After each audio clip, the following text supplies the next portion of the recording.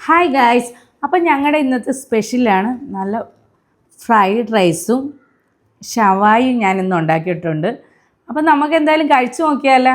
അപ്പം നമുക്കാദ്യം കുറച്ച് ഫ്രൈഡ് റൈസ് ഇടാം, കുറച്ച് മതിയല്ലോ. അപ്പം നല്ല മാങ്ങ അച്ചാറും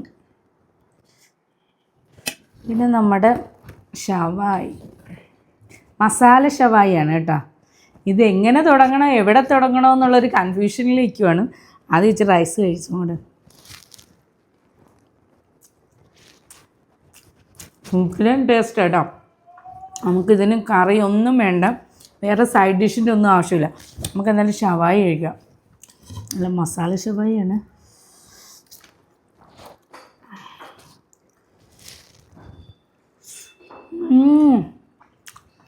ചിക്കൻ നല്ല ജ്യൂസി ആയിട്ട്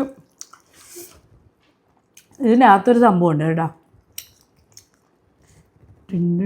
മുട്ട ഇതെവിടെ നിന്ന് വന്നു?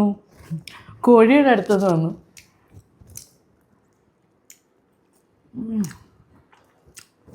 എനിക്ക് ഈ ബിരിയാണിയുടെ മുട്ടയും, ബിരിയാണിക്കകത്ത് നിൻ്റെ കൂടെ നമ്മൾ ചിക്കൻ ബിരിയാണിയൊക്കെ മേടിക്കുമ്പോൾ മുട്ട കിട്ടത്തില്ല, അതൊക്കെ എനിക്ക് ഭയങ്കര ഇഷ്ടമാണ് കേട്ടോ. ഈ മസാലയൊക്കെ ഇട്ട്